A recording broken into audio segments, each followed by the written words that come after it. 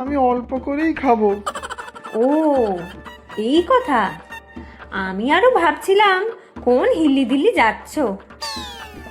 না না বউ, যাবো আর কোথায়? তুমি ছাড়া তো আমার জীবন অন্ধকার। শোনো, বাবা কাল এসে নিমন্ত্রণ করে গিয়েছেন তোমাকে জামাই ষষ্ঠীতে। তুমি তো বাবার একমাত্র জামাই। হ্যাঁ, শ্বশুর মশাই এসেছিলেন আর আমি জানতেই পারলাম না। থাকলে একটু পাখার হাওয়া করতে পারতুম ওনাকে। তা জানবে কি করে শুনি? সাত সকালে তো খাওয়া দাওয়া করে বের হলে, ধর্মের শাড়ির মতো সারা পাড়া ঘুরে বেড়ালে। বাড়িতে কে এলো কে গেল তা জানবে কি করে শুনি? ইস, খুব অন্যায় হয়ে গিয়েছে। ছ্যা ছ্যা, শ্বশুর মশাই বাড়ি বয়ে এলেন, সুযোগ পেলে একটু পা দুটোও তো টিপে দিতে পারতুম। পা টিপবে? কোথায় ছিলে তার হদিশ নেই, সে কিনা আমার বাবার আবার পা টিপবে। কাল রাগে তো মনে হচ্ছিল হাতের কাছে পেলে তোমার গলাটাই টিপে দেব। না গো বউ, এমনিতেই আমার হাত জেরজেরে শরীর, একটি মাত্র লিকলিকে গলা, তা তুমি সেটাকে টিপে ধরলে মুন্ডুটাই তো খসে পড়বে বউ। আচ্ছা, যাও তো দেখি, এখন আমাকে কাজ করতে দাও তো দেখি। জামাই ষষ্ঠীতে গেলে তো সবার জন্য উপহার কিনে নিয়ে যেতে হবে। যাই, সবই তো আমাকেই করতে হবে। মানুষটাকে নিয়ে তো আর পারাই যায় না। সত্যি বাপু কানাই, তোমার মতো গোবেচারা দুনিয়াতে নেই। মান সম্মান সবই খোয়া গেছে তোমার। আহারে, বাঘের মতো ছেলেটা বিয়ে করে কাকের মতো হয়ে গেল রে। ও খুড়ো, তুমি সব সময় এইসব বলে আমাকে উস্কে দাও, তাই আমার বউ তোমাকে দেখতে পারে না। দুঃখের কথা আর কি বলবো কানাই, শুধু আমাকে কেন, তোমার ওই মুখরা ঝগড়ুটে বউ তো তোমাকেও দেখতে পারে না। খুড়ো, তুমি অন্য কথা বলো।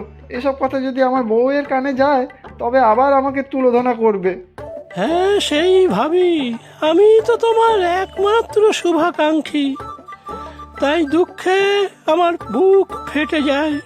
কত চিন্তা জানো তো তোমার জন্য।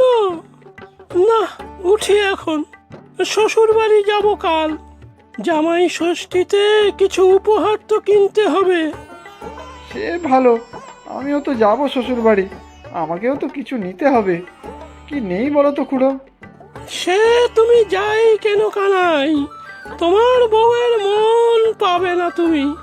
তুমি বরং মিষ্টি কিনে নিয়ে যাও। বেশ, তাই হবে, মিষ্টি কিনে নেব আমি। এই, এমন গুটিয়ে বসে আছো কেন শুনি? হাওয়াতে উড়ে যাবে নাকি? না গো বউ, কত বড় ব্যাগ, তোমার তো কষ্ট হচ্ছে খুব, আমাকে দিতে পারতে। দেখো, বেশি আদিক্ষেতা করো না। লিকলিকে পালুয়ান, সে নেবে কিনা এত ভারী ব্যাগ, তারপরে কোমর ভেঙে বাড়িতে শুয়ে থাকার ধান্দা, যাতে আমার সাথে আসতে না হয়। না গো বউ, তুমি রাগ করো না, আমি পারবো নিতে, আমার মাথায় চড়িয়ে দাও। এই, একদম চুপ করে বসে থাকো। বেশি বকবক করে আমার মাথা খারাপ করো না তো। আচ্ছা বউ। চলো নামো, ধরো ব্যাগটা। হ্যাঁ হ্যাঁ বউ, তুমি ব্যাগটা আমার মাথায় তুলে দাও।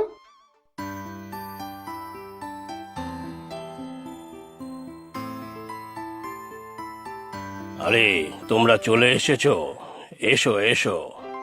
অগগিন্নি, দেখো দেখো, তোমার মেয়ে জামাই চলে এসেছে। এসো কানাই। আহা, কত বড় ব্যাগ মাথায়। এসো এসো। আহা জামাই, তুমি নিচে বসে কেন? ওঠো ওঠো, চেয়ারে উঠে বসো। না বাবা, আপনি হলেন আমার শ্রদ্ধেয় শ্বশুর মশাই, আপনার কাছে আমি তো নগণ্য, তাই নিচেই ভালো। বাপরে,